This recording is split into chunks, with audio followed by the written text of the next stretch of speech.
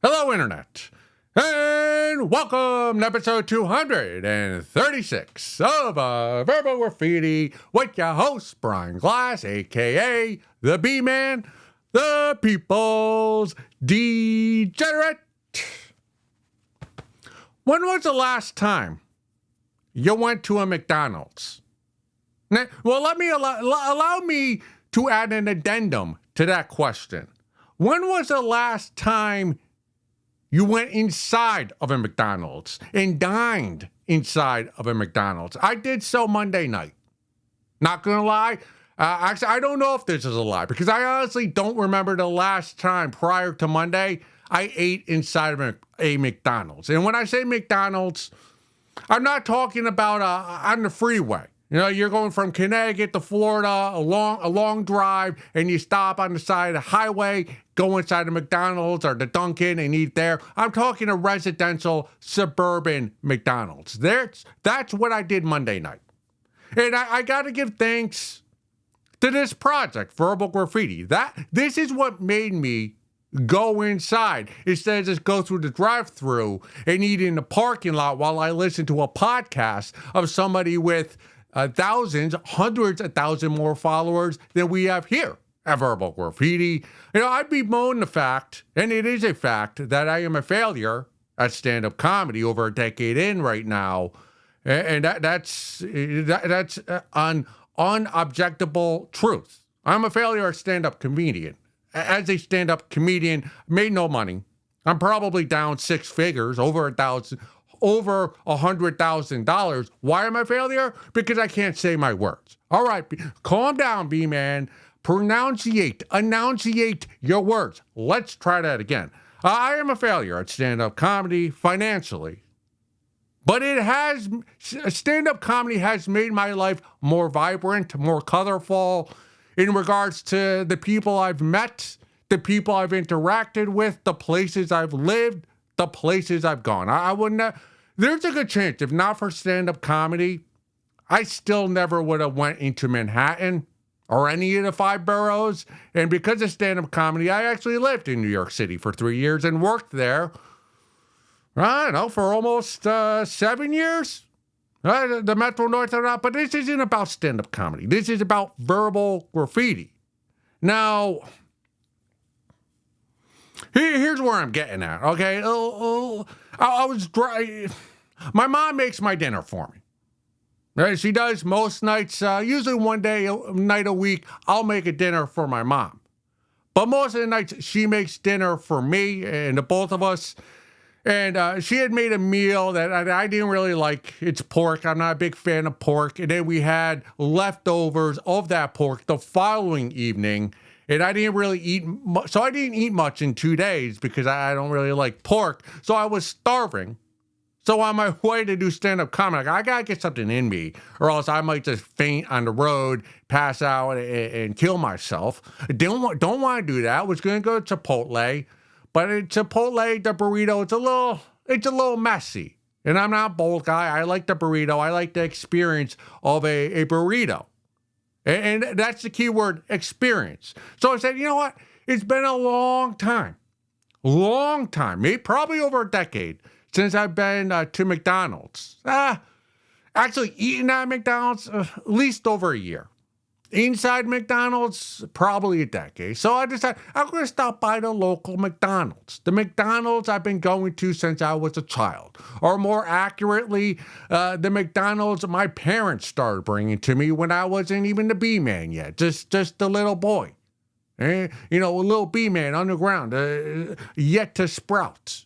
Adolescent, prepubescent B-Man. But so I'm driving to McDonald's. And the plan is, well, I'm going to go through the drive-thru, obviously. And the telltale sign that America is fat, we're a fatty, empty-calorie nation, is the McDonald's near me, it has 2 drive-thru lines. Like, you go in one, but it splits into 2, then it splits into 1. Like, there's so many people going to McDonald's that they had to build a second order window. That's how crazy fat we are as a nation. So, and that's what I'm going to do. Like, I'm going to go through the drive-thru. But then as I'm pulling in the parking lot, I go, you know what? Why don't I go inside McDonald's? Park here, go inside, and just experience it. It might give me something to talk about on verbal graffiti. And that's what I did. And if not for verbal graffiti, whatever the heck it is we're doing here with this project, I would have went through the drive-thru like I always do when I rarely go to McDonald's. But because of this project, I decided I was going to have an experience, and maybe something would happen in there that I can discuss in episode 236. So that's exactly what I did. And I gotta say, I was blown away. Blown away. Everything I experienced in McDonald's, positive. I went in there expecting everything to be negative. Or not negative, let's say subpar, a forgettable experience. It was eye-opening. It was enlightening. It was not what I expected. And I'm so thankful for all of you and myself for continuing to do this project. And that I actually forcing me to go inside a McDonald's and see what is it like in there. Because so few people go inside a McDonald's that, I've been sleeping on it. And I'm betting most of you have as well. And if you have been inside of a McDonald's, you were probably inebriated in some way or fashion, whether it's alcohol or pills or whatever. Most people don't go inside McDonald's sober. I went inside sober before I was going to go out and do stand-up. So it's about 6:30, Monday evening. And it's so... I go in, let's just set the scene. I go in, the open doors, I pull open. I'm expecting the kiosk, because all the fast food places, they have that now. I go in, I will go into Taco Bell, because when you go through the drive-thru at Taco Bell, they shortchange you on the hot sauce. I always go, hey, can I have a lot of hot sauce packets? And they'll give you, I usually get 10 hard, crunchy tacos, and I'll eat them all in one sitting. And I'll hot sauce, but they usually never give me 10 packets. And I need at least 2 packets of hot sauce per taco.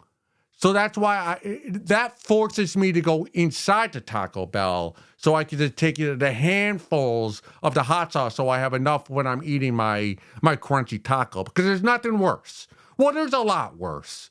But it's frustrating when you get to taco number 7 of 10 and you're at a Taco Bell hot sauce. Because a dry, crunchy taco from Taco Bell,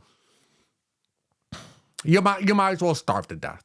Honestly, let's not besmirch the homeless people, the unhoused. So I do go into Taco Bell. And they have the kiosks there. And it kind of has a vibe of a nightclub in there, Taco Bell. But so when I went into this McDonald's on Monday night, I did expect to see the kiosk. So I go in and I see the kiosk right there. There's 2 of them. Yeah, there's 2 of them. So I go up to the first one and I'm looking at it and I'm in awe of how the clarity of this. I'm not sure if the kiosk is correct, but just the computer where you put your order in. I call it a kiosk. I'm not sure the correct terminology or whatever it's called, but whatever it is, the computer system where you punch in the order, self-serve computer. I'm in awe of how clear it is, how vibrant, and how large it is. Right? Because the one in Taco Bell is kind of small and it's kind of hard to get to the right screen to get to what you want to order. But the McDonald's one, all the buttons were very large. It was very clearly labeled like liquids or drinks, burgers, fries, desserts, cookies, Happy Meal. And my order has always been, all right, since I was probably my early 20s, 3 McDoubles. And before inflation, I would get 3 McDoubles and a large fry. I had to cut out the large fry because of inflation. And there was a time prior to 2015, I could get 3 McDoubles for under $5. So I didn't really know how much 3 McDoubles was going to cost. So I pressed 3 McDoubles. And if you're wondering, hey, B-Man, how come you get the McDouble and not the double cheeseburger? Well, I get the McDouble because I'm not a headliner. The double cheeseburger, that's a headliner burger, right? I'm a middling act, open mic, small bar show. All right, I don't make enough money to afford that second piece of cheese. But only getting 2 hamburgers, like just a double hamburger, like, come on, you can't have a patty without any kind of cheese at McDonald's. So I need at least 1 piece of cheese, but 2 pieces of cheese is not excess, but it is a luxury that I'm not able to afford yet because I'm not a headliner, because I'm a failure of stand-up comedy, and this project hasn't taken off. Although we do have 72 subscribers. We've gained 1 more. Remember, like, subscribe, share a reel of verbal graffiti with all your friends and whomever. We do appreciate it. We appreciate all the help, the assistance. We need it. We need EBT here. Can you use EBT at McDonald's? I don't know. I didn't look at the computer. Anyways, that's why I do the McDouble and not the double cheeseburger. So I ordered 3 McDoubles and just press, 1 McDouble, but then, how much quantity? 3. Total price, $8.10, I believe, maybe 12 cents. Not bad. Not bad when you really consider 3 McDoubles. So that's 6 patties, 3 pieces of cheese, and however many pieces of bread. 6 patties for under $10? Didn't anger me. I was satisfied with that, but all right. That seems like a fair price for 3 McDoubles. And then it also tells you how many calories, which is, I know all the places do it now, like the food places. I think it's law. When I was a child, that the McDouble was, I don't know how many calories it was, but so 3 McDoubles comes out to 1,100 calories. I guess that's, how much is it? How many calories in a day? 1,200? So it's a day's worth of calories. Not too bad. Honestly, if I ate 2 McDoubles and saved 1 for later and ate 3 McDoubles every day, I think I could do that. I think I could live off of that. I don't want to, but I think I could if it came down to that. Now, do I have $70 a week to afford on food? I think I do. Maybe I should go to a McDouble diet, but that's not what this is about. It's not about the food. So I ordered the 3 McDoubles. Right, and it tells me the calories, the price, the receipt comes out, and then on the screen, the order screen, it says, pick a number, and then take a seat wherever you want. I'm like, all right, and then right next to the computer screen, the kiosk where you put your order, there are like little plastic stands, and I'll take pictures because I took pictures of the McDonald's I was in. That's how impressed I was with McDonald's. I go, like, I need to photograph this experience. A lot of millennials and Generation Z, whatever you call us now. A big thing with millennials is experience, right? We're not consumers. What we consume are not physical items. We want to consume experiences. And I think a lot of millennials mistake experiences for concerts, going abroad, vacations. Honestly, I probably had more fun at this McDonald's than I would at the Vatican. I took just as many pictures at this McDonald's, which I'll put them all here, than I would at the Vatican. It was a fantastic time. It was an experience. It was an experience that I enjoyed thoroughly. I will go back to McDonald's. And let's move on with the story. So anyway, you say, take a seat wherever you want, take a number. And they had little plastic stands. I picked number 50. And what I love is that the McDonald's on the screen, it said, take a seat wherever you want. We'll come to you with your order. I was like, well, are you serious? Like, I don't have to talk to any people. I could take this seat wherever I want. I like that. That's a big plus with the B-Man. I like open seating, right? That's why I don't go to many movies anymore, is because I don't, a lot of movie theaters, you need to pick your seat ahead of time. There's assigned seating. Don't like that. I like being able to go into a movie theater and pick the seat I want. If I pick the seat ahead of time and then I get to the theater and it's crowded, I go inside and then I have assigned seating. I picked this seat before I could even look in the theater to see who was there. That could screw up the whole movie experience, because you go towards the back, you pick a seat, right in the middle, good view, back row or the back row, 2 or 3 rows, and then you go back there, and then you're next to a fatty who's munching on candy that he's stolen, and he's making a lot of mouth noises, and that irritates me. So I'd have to walk out. Or you're next to some teenagers who are talking on the phone, or maybe it's a date and the babe's being finger popped, and you're supposed to just focus on the movie when there's like a couple like sucking face right next to you, or somebody smells.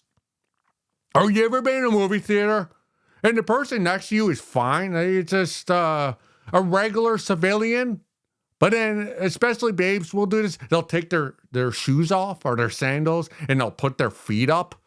Well, I'm just going to watch a 2.5-hour movie with your feet right next to me. Are they up on the... I can't experience. This is what we should do for assigned seating in movie theaters. When you pick your seat, you should have to put a photo of yourself. So that when somebody else comes and picks their seat after you, they can see, all right, what do you look like? Because honestly, that's the most important thing, is not the seat that you pick in a movie theater. It's the people seated next to you. Right? So everyone, when you pick a seat ahead of time, you should have to present a photo of yourself that they put in the theater on the seat, and also how much you weigh and what are your eating habits. Like, there should be a little survey profile that you should have to fill out, so that when someone comes and picks a seat after you, they know what the clientele is that's going to be seated next to them. Just a bit of advice for the movie theaters out there, from the B-Man to all of you. And that's why that's why I don't like airplanes, and it's why I like trains. I love the Metro North. I like the subways, because planes assign seating ahead of time. Trains, subway, open seating. I like to maneuver. I like to survey the seating. I like to choose. I want to be in control of my environment as much as I can. And that's what I loved about this McDonald's. I loved the screen. It was vibrant. It was very clearly defined. And it was easy to my order. It was sensitive to the touch. And then take a number, take a seat wherever you want. Now, I walk around. It's not big. It's not a lot of space inside this McDonald's. But I'm walking around, and there's not many people in there. Monday evening, 6:30 p.m., there's probably two elderly couples, I'd say retirees, couples, separated from each other. And then in the middle of the McDonald's, there were a couple of booths, right, with orange seating. I decided to take a seat there. After I sat there, I realized, this is the handicap spot. Probably why I picked it, because it had more space. But I had already planted my seat, and it wasn't very crowded in there. There were only a couple of couples, elderly couples, and me, and one lady, which I'll put a picture of her right here. Again, middle-aged, maybe my age, in her 40s, late 30s, maybe early 50s. She's there on her laptop, adjacent to me, but like on the other side of a barrier or like another booth. I could see her on her laptop. I'm seated like this. She's looking at me, but she's not looking at me. Like, she's looking at her laptop. So I'm there. I take my seat. I put number 50. Right, that's my order, number 50. And I don't know. I'm a little hesitant. Like, should I go up and ask the workers, like, hey, I made an order. Are you really going to come? But I decided to trust the process. Trust McDonald's. They're a multi-billion-dollar company. They've been around since, I don't know, the 50s, 60s. They know what's up. So I'm sitting there waiting. And I'm observing. What's going on? I notice the seats, the booth, orange, very comfortable. And just the right amount of space between my waist and the table. But I'm noticing the lady on the laptop. And I'm looking, I wonder, well, what's she doing? Is she working? Or is she working on a manuscript? Is this a passion project? What's she doing on that laptop? And as I'm kind of looking at her, and she's looking at her laptop, so she's not catching me, stink eyeing her, she picks her nose. It was not an aggressive pick. It was an elongated pick. It got to the point where she had her finger in her nose. I'm not sure if the picture has her nose, like the nose pick going on, but she had it in there long enough where I started counting. That's a long nose pick. That when you can do 1 Mississippi, 2 Mississippi, once you get past 3 Mississippi with the nose pick, that's excessive. It's not. It's allergy season. I'm touching my nose all the time. I do the. Is it a pick? Is it a not? Is it the questionable pick? I do that all the time, all day, all night. That's basically all I do is like touch my face and my nose and my eyes. But I started counting, and I counted to 5 Mississippi before she took her finger out of her nose. And it had probably already been, the finger had probably been in her nose 5 seconds before I started doing the Mississippi count. So that was probably a 10-second nose pick in public in this McDonald's. Again, it is a McDonald's, so it wasn't surprising to me, but it was noteworthy. As soon as I saw her picking her nose and I counted to 5 Mississippi, I knew I had something to talk about here at Verbal Graffiti. Well, you get the 5 Mississippi with a nose pick. The B-Man, I'm going to talk about it. Right, on Verbal Graffiti to all of you. And again, thank you for being here with me. So that was a negative. You go to most fine dining places, you might see a nose pick, but not a 5 Mississippi count nose pick. And then a little after that, she did the same exact nose pick. I got the 5 Mississippi again before she took her finger out of her nose. She's a 2-time nose picker of 5+ seconds in a public dining fast food joint, this McDonald's. So she is that was a one negative of this McDonald's. But as I'm kind of looking at this babe pick her nose, I notice a lady come towards me. Again, middle-aged, Latina, not attractive. But I'm going to call her babe. She's a working lady. She rolls. She has I'm not sure what you call it. She just had a tray, but it was a rolling tray. Kind of like, remember when you're in school and the art teacher they don't have a classroom, but they have their I don't even know, like a tray that they roll through the hallway with all their supplies. That's kind of tray. This lady at McDonald's rolled to me, said a tray with my 3 McDoubles. She goes, here you go. Number 50, check 3 McDoubles, enjoy your meal. And it came to me within 5 minutes of me putting in my order. Loved it.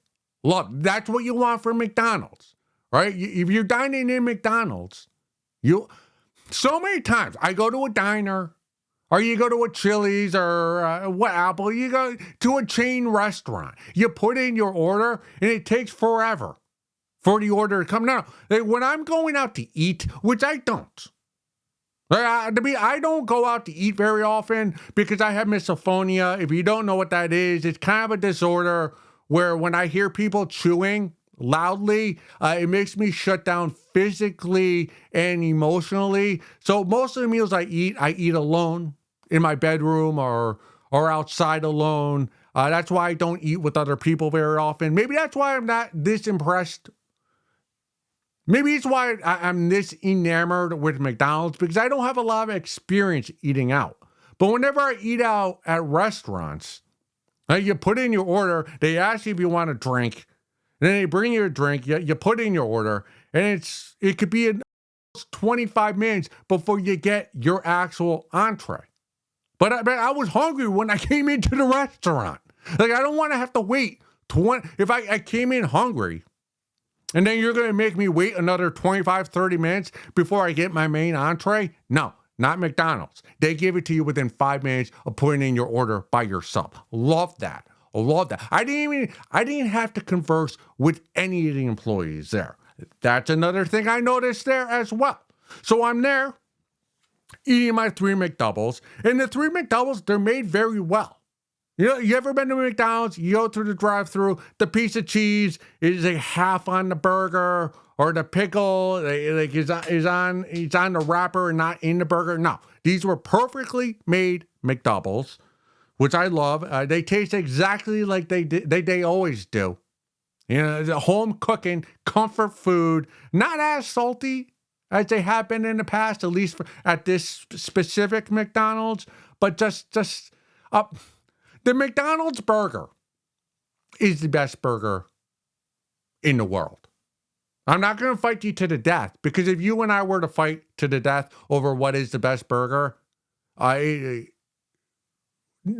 need a win. It doesn't really affect the burger at all if we fight over what you think the best burger is and what I think the best burger is. So I'm not going to fight you over it. But I'm telling you, in my opinion, the McDonald's patty is the best burger in the world, and it's not even close. There's not even a close second. Don't come at me with those Wendy's hamburgers. Oh yeah, they're never frozen, but they're a square. A square burger gives me the heebie-jeebies. I've never had a Wendy's hamburger because of that. The square, I'm prejudiced against corners with my burgers. I like my burgers round, and McDonald's does that for me. So I'm eating my burgers, wonderful tasting. I'm looking around, it's clean. It's a very clean establishment. You go into a fast food joint, you expect the floor to be a little greasy. You expect the grease and oil just flinging from the kitchen. Other than the nose picker, pristine. This would you walk into this place. Oh, this would pass the health and food code, whatever that is. Like, we'd get an A rating in here. Loved it. Another thing I noticed: very clean, sanitary, not made for children. Right? There was no Ronald McDonald. There was no, there used to be a playscape at this McDonald's, but now they just put tables in there. There's no ball pit. There's no slides. Don't like that. I want I love the Happy Meal. Right? I want to go into McDonald's and feel as though this is a place where kids should be eating. Right? In a non-perverted way. I didn't feel as though I was in a kid's dining hall. This was an age-neutral, gender-neutral dining experience. I'll put the pictures here. Not there. Other than the menu, nothing really screamed, "This is McDonald's." So other than the smell, but visually, nothing inside here other than the menu screamed, "This is McDonald's." So make of that what you will. Just something I noticed. Also, different from my childhood, the worker, as I mentioned, Latina, the babe came out, gave me my lovely, within 5 minutes, gave me my 3 McDoubles, gave right away, and walked away. Plenty of napkins, so I didn't have to go get napkins myself. Thanked her for that. Everyone in the kitchen, everyone working at McDonald's, Mexican, Guatemalan, Hispanic, or I'm a white guy. If you're darker skin, I call you Mexican, but it could be any kind of Latino, Latina. I'm not good at discerning, the different countries, regions.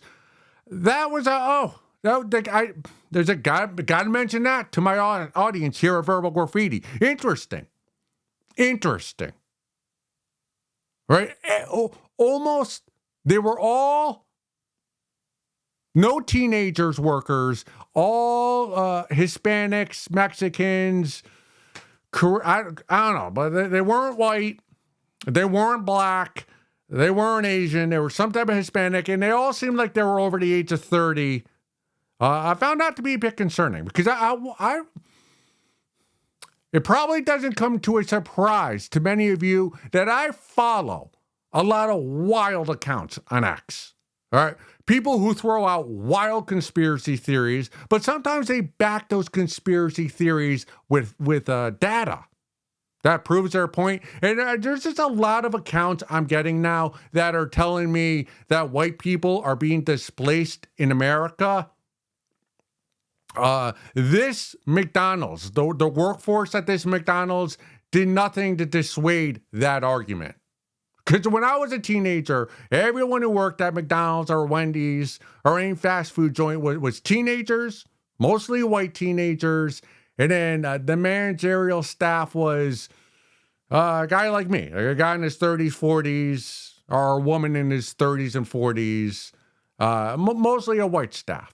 And then I noticed that, okay, most of the workers are not teenagers, a bit older, Hispanic, maybe, and the only white people in the McDonald's were me, the nose picker, and the elderly couple. So maybe everyone under the age of 30 in America is not white. And maybe the white people are being displaced. And as I was thinking about that, I was like, maybe those people on X, those crazy accounts, maybe they're on to something. The teenagers came in. Whoa, Nelly. There was a group of maybe, I don't know, 7 or 8 teenagers, freshmen, sophomore, juniors in high school. I would have taken pictures of them, but there were some teenage girls in this group, and I know who I am. And you're not going to catch me taking photos of teenagers, especially if there's girls in public. That ain't me. And I was nothing perverted about it. Just, I'm taking photos of this McDonald's, this experience to tell you all about. You're just going to have to trust me. Because the last thing I'm going to do is take photos of teenagers in public. But I was terrified, as I'm sure many of you are. When you're out and a group of teenagers arrives wherever you're at, your antenna goes up, your spider senses, you tense up. Because teenagers are wild card. They got nothing to lose, especially if they're at McDonald's Monday evening, 6:30. They got nowhere else to go. Maybe this is their hang. I remember when I was a teenager, we'd go to Wendy's after basketball games. We'd have basketball games Friday night. Then the hangout spot after the basketball game was the Wendy's parking lot. You're in high school. You can't go to a bar or a club. So it's either Walmart or the Wendy's parking lot. And we had our friend, Mike Morris. He worked at Wendy's when we were in high school. So we'd go to Wendy's. We'd bust balls with him. And since he knew all the other workers, we'd fuck with the management at Wendy's and we just raise hell. And we were very childish. We would take the pickles from the burgers and we'd throw them at the Wendy's window, and we'd see which slice of pickle would slide down, and we'd have races to see which one fell off quicker. And we'd steal stuff from the Wendy's. We'd take nickels and the pepper and the salt shakers. We'd put a nickel up, then slam a salt shaker so that it would put a hole in the bottom. So when the next person would pick it up, all the salt would fall out. So we were just rascals.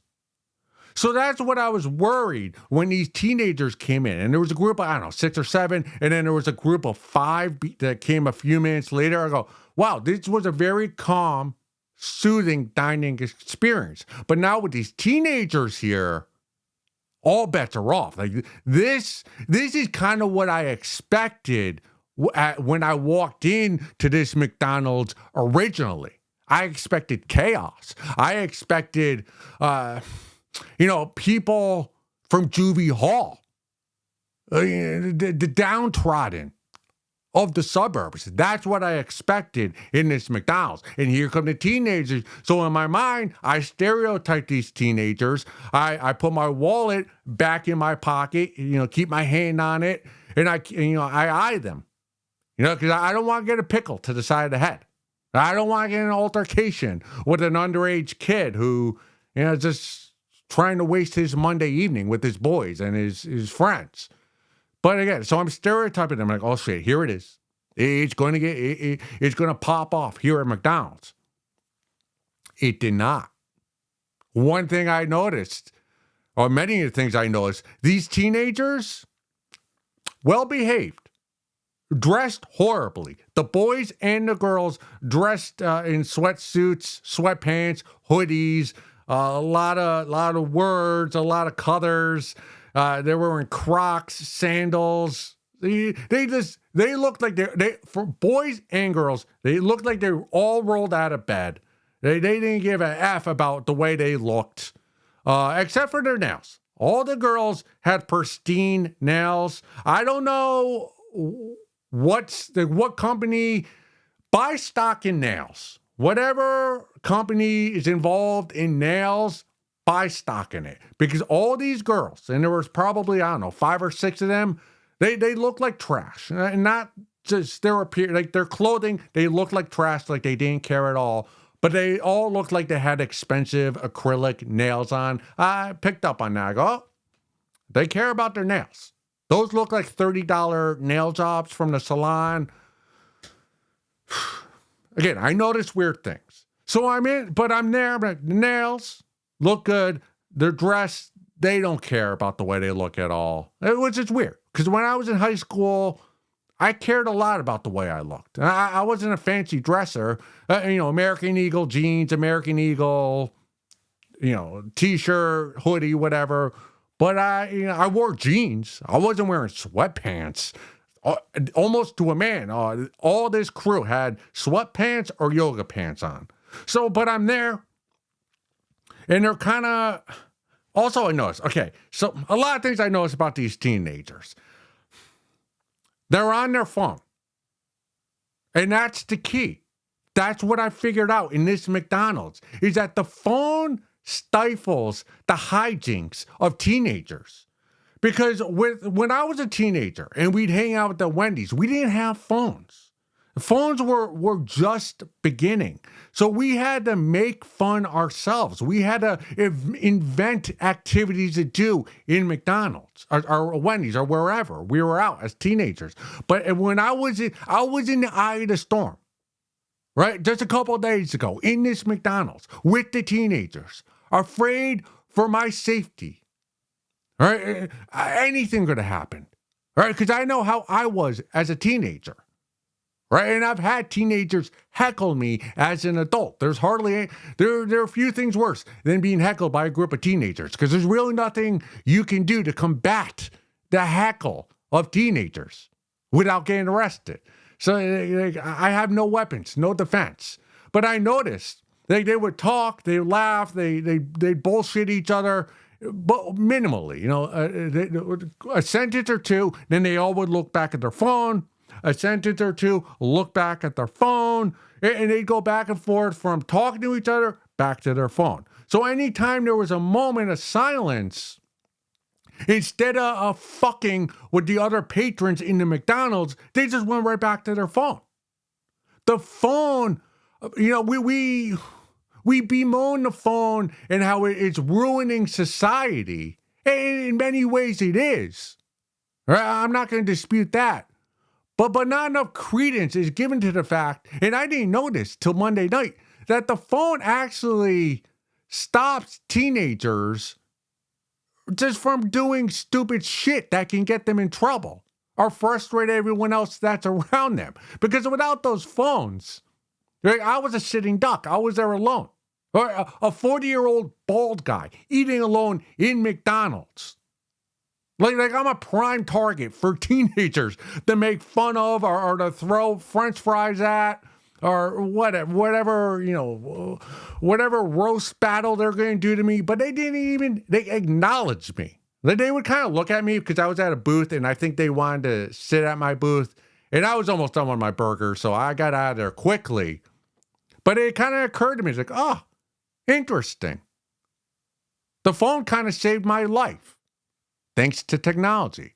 So that was just, maybe we shouldn't be as worried about groups of teenagers as most of us are, because the phone, teenagers are more interested in what's on their phone than making your life hell. in the moment. That's what I noticed. I also noticed, all right, the nails, the way they dressed, and almost none of them were white. Again, maybe the white people are being displaced. Because in the town in which I live, when I was in high school, there were maybe 10 black kids. And I knew them all because we played basketball together on the team. It was almost vast majority, 90% white. And I go into this McDonald's, 2026, all the workers are Hispanic. All these teenagers were mixed race, black, Hispanic, Latino, like white trash if they're white. No white kids. Seemed like everyone under the age of 30 was not white. I'm calling balls and strikes here. So notice that, but I gotta say, well behaved for teenagers. And actually for anybody. I'm not even gonna discriminate with their age. They were well behaved. I was actually very impressed that they were friends. There's so much about this lonely epidemic. Nobody's friends anymore. Well, I was at this McDonald's. I was there alone. But then a group of, 2 groups of 6, so 10, 15 teenagers who seemed to be having friends and having an experience together. So that was good to see. What else about the teenagers? Okay, the nails, the way they were dressed, the way they behaved, none of them were white. Oh, they all ordered their meal prior to getting into McDonald's. Right? Because I went in, I ordered on the kiosk when I went inside. But I noticed that all these teenagers, they all had the app. So they had put in their order, they came to the McDonald's, and then they were waiting by, the service table, the desk, or whatever you call it, where you put in your order. They were all waiting for their orders, for the pre-orders to come out. And I wanted to tell them, oh, no. If you order at the kiosk, you will come out quicker than you ordering ahead of time before you arrive at the McDonald's. So that amused me a little bit, that I went inside, ordered at the McDonald's. My meal was delivered to me on a tray by an employee within 5 minutes. Then this group of 12, they come in. They already had their order put in on the drive there. And half of them were still waiting for their meal by the time I left. So if you are going to go to a McDonald's, it might be the fastest way to get your food is to not go through drive-through, not order ahead of time on the app. Go inside. Use the kiosk thing. Have your food hand-delivered to you on a tray. Lovely experience. And again, sanitary, food tasted fantastic. It's what you expect. It's home. It's Americana. The McDouble. It was, I left there so hyped about my experience. And I don't go out a lot. I don't go to the Vatican. I don't travel. I don't go overseas. I don't go to national parks. But I had so much fun dining at McDonald's. I had more fun dining at McDonald's than I had at any diner, any restaurant the last 5 years. That's not hyperbolic. I was so hyped when I left McDonald's, as I'm eating my meal inside there, I decided, I got to take photos. I got to commemorate this experience so I don't forget it and share it with my audience here at Verbal Graffiti. And thank you all for still being here if you're listening to this. Am I really talking about McDonald's for 44 minutes? I think I am. That's how you can tell how hyped I am about eating at McDonald's. Just having 3 McDoubles. I've been talking about it for 45 minutes. I'm talking about it longer than I was in the McDonald's. Honestly, so I went from that McDonald's to doing a comedy show, maybe, 45 minutes away from there. I almost swerved off the road 3 times because I was, in my head, I was thinking about how much fun, how much, my expectations were blown away. Yeah, I went in there thinking it was going to be downtrodden. There's just no one was going to pay attention to me. It was going to be loud. Oh, speaking the music too. The music played was all like 90s R&B music. Oh, fire. And it was at the perfect volume. Too many places you go to now, they blast the music. No, this was the perfect volume where you can hear it. It was all the hits from the 90s, early 2000s. So you knew the lyrics. You picked up, but it wasn't it wasn't hurting my ears either. Just the perfect volume. It's such a memorable. Who thought eating at McDonald's in 2026 when you're sober would be an enjoyable experience? I'm here to tell you it is. You're all sleeping on McDonald's, the inside of McDonald's. Now again, I probably went there at off-peak hours, 6:30 on a Monday. So I don't know if it's 7 p.m. on a Friday or Saturday at noon. Hey, all bets off. But weekday, after rush hour, dinner hour, you want some peace and quiet, get a meal quickly, not be bothered, good service, McDonald's. In the suburbs. I don't know about inner cities. I think I feel bad for people who go to Italy or Spain or wherever. You spend thousands of dollars for hotel, Airbnb, flights. Right? You booked the museum, wherever the heck you're going, the vineyard. Dude, I had more fun at this McDonald's than I would anywhere in Europe. And I say that I'm not lying to you. I'm not being facetious. I honestly believe that. It's crazy. Great McDonald's in my backyard. One of the best experiences I've had in 2026 so far. And the only reason why I went in there is because I thought, well, maybe this will give me something to talk about. With you guys' yards, verbal graffiti. So I want to thank you for being here, sticking with us 236 episodes. Because if not for you, if not for this project, I just wouldn't have went through drive-thru and been like the rest of you floozies. And went through drive-thru and ate on my drive to stand up or, parked in the parking lot and listened to a podcast. Nah, I went in because I wanted an experience. A true millennial. That's who the B-Man is. All right? You gotta, I'm not consumerism. No, I'm living for experiences because you only live once. McDonald's. Damn. I'm not going to tell you what to do. I'm just telling you what I'm doing. Go suck a fat one.